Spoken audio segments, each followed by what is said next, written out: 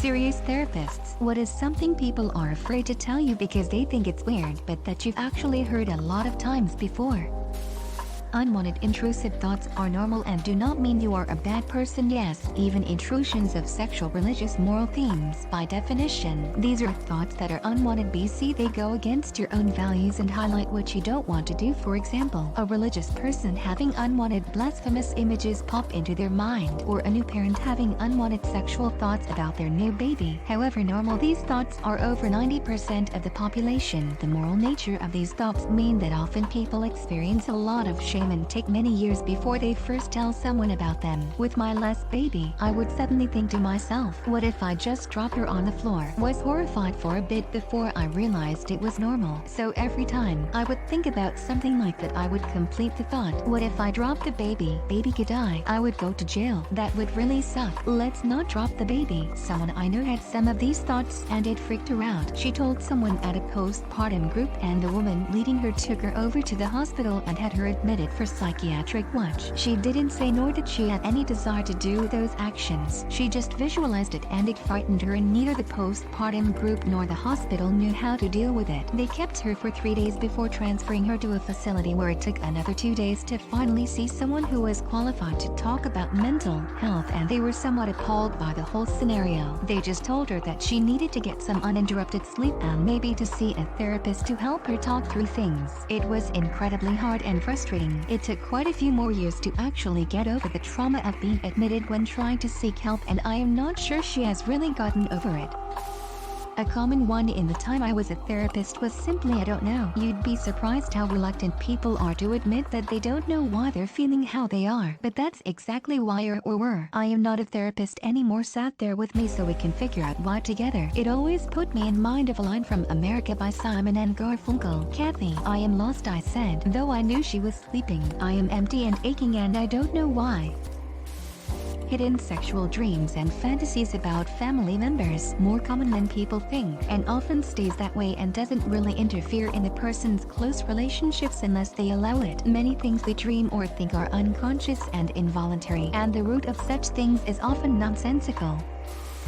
Psychologist in the US, to name a few: compulsive masturbation, fears of being a pedophile rapist, this is a common OCD fear, hoarding, sexual performance difficulties, history of sexual abuse or sexual assault, unfortunately it is very common, drug use, amount of money spent on various things, having an ASD diagnosis, going back to an abusive relationship, staying in an abusive relationship, grieving years and years after a loss, self-harm of all sorts, wanting to abandon their current lifestyle, for example, to have more sex, to escape responsibility or expectations, history of gang violence, crime, their sexuality or asexuality, gender identity, the impact of racism, racial trauma, paranoia, hallucinations, feeling uncomfortable in therapy, not believing in therapy, difficulty trusting a therapist, fear of psychiatric medication, fear of doctors in general. I was surprised to see suicidal ideation on others' responses. Most of my clients seem to talk very openly about suicidal thoughts and urges from the start of therapy, which I think is super healthy. I think that most of the people I've worked with had SI current or history. As weird as it may seem, I can't imagine what a life without any thoughts about suicide would even look like. At this point, I don't recall a time a patient said something in therapy and I was shocked or even thought, oh, that's new. And in my opinion, if you surprise your therapist, that is okay. I wonder if we asked Reddit, what are you afraid to tell anyone, even a therapist, because you think it is weird? How many people would see that they aren't that weird at all?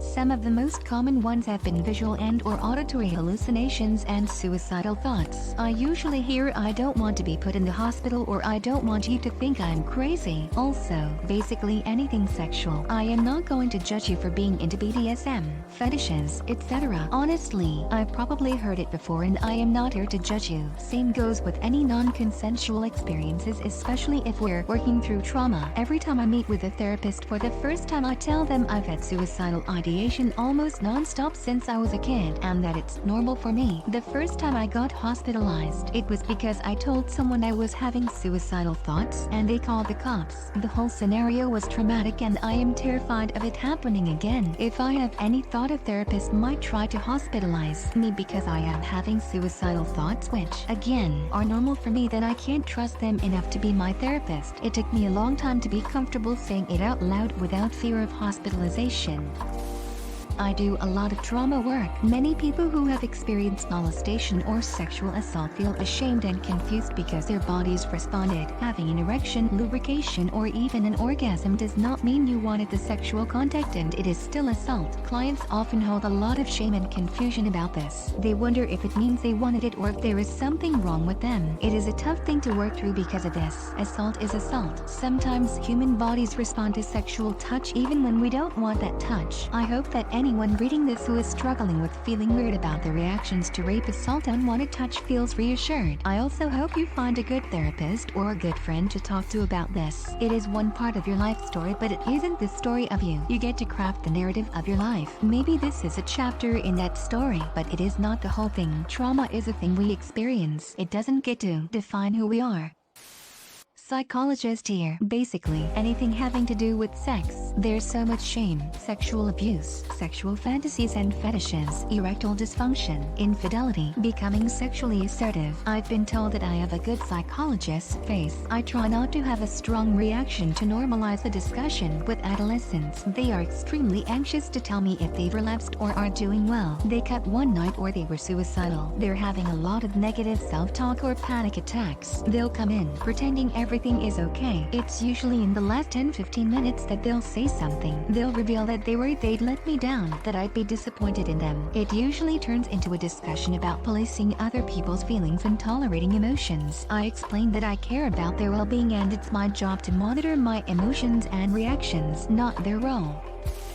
Clients become quite fearful of admitting that they weren't successful since the last time they had a session. This could include not succeeding in using a coping skill that they're learning about, or not being able to complete a homework assignment I gave them. Humans aren't robots, and therapy is a lot of work. That being said, I don't expect people to be perfect as they start to work on themselves in a positive way. It takes time to really commit to change, especially in relation to trauma or conflicted views that an individual holds. I feel as if the client doesn't want to let me down as their therapist, but these failure events are just as important to talk about as successful moments. I had to learn this lesson as a client. I suffer with ADHD and struggled immensely with starting and completing my graduate work when I was getting my master's, to the point of sometimes making no progress and not completing any work and putting my student status in jeopardy. My therapist had an idea for me to text him at the end of each day to let him know what I had gotten done, as a way of holding myself accountable to someone else.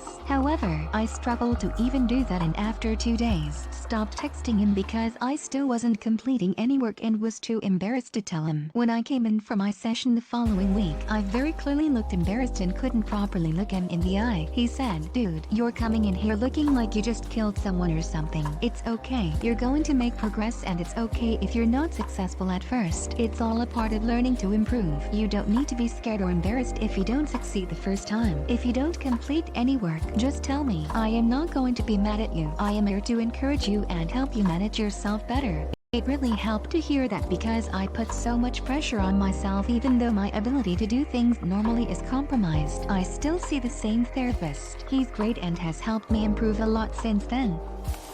OCD gets misunderstood a lot. It's not just having a clean house or liking things to be organized. Common intrusive thoughts can include violent thoughts of harming children and other loved ones, intrusive thoughts of molesting children, fear of being a serial killer, etc. My clients can feel a lot of shame when discussing the thoughts or worry I will hospitalize them. Mine was intrusive thoughts about bad things happening to my pets and children, and I would obsess over them. Then it became, if I don't say out loud that I am thinking this bad thing could happen, my child choking on a cracker while with their grandparents, then it will definitely happen. That spiraled into checking and rechecking 7-8 times the freezer every time I opened it to make sure a child or cat hadn't gotten in there without me seeing. Somehow totally irrational, but my brain told me if I didn't check, it would have happened and been all my fault. Then the same thing started happening with the door and window locks, the dryer, the washer. Nothing was off limits with my brain. It was wild. I ended up working through it on my own by reading a lot of what helped other people, but it was totally out of control and took over my whole life at one point. Usually it's sex-related. Shame about their desires or kinks is common. Gender questioning is another. Some people are ashamed of things they did in childhood or adolescence, haven't ever told anyone, and think the team will be horrified. We have heard everything. Everything. I am always compassionate and always understand why we do the things we do. I've yet to have anyone bring something I can't get. What would you consider a healthy way to deal with past actions we are ashamed of? Seek to understand why. So, if it was, say, stealing, the part of us that stole had a good reason for doing that. It could be I needed the money thing. It made me feel better because I was lonely. I was angry at them, so I took something. It almost always comes from an unmet need: money, love, acceptance, to be valued, important, etc. We do everything in aid of our survival. If you can be curious about the positive outcome you sought and the need you were meeting through the behavior, it helps to then have compassion. Example: I've heard of abuse victims and experimenting with other children and feeling terrible guilt and shame. When explored, it showed that they thought to have control, to connect, to feel some sense of agency, to be less alone, all of which is completely understandable and to a degree worked. They did feel connected in the only way they knew how. They did feel a sense of agency and control that helped them survive. They weren't trying to cause harm to another child, only to be less alone with their own pain. This behavior had not continued into adulthood and they were seeking peace. Knowing this helped them to care for the child in them who had suffered so much, to let go of the guilt and shame and start to live more. They sought to learn how to play, how to have fun, how to connect in new and different ways. They helped other people in recovering from abuse. Shame seeks to isolate us, and healing only happens as we come out of isolation.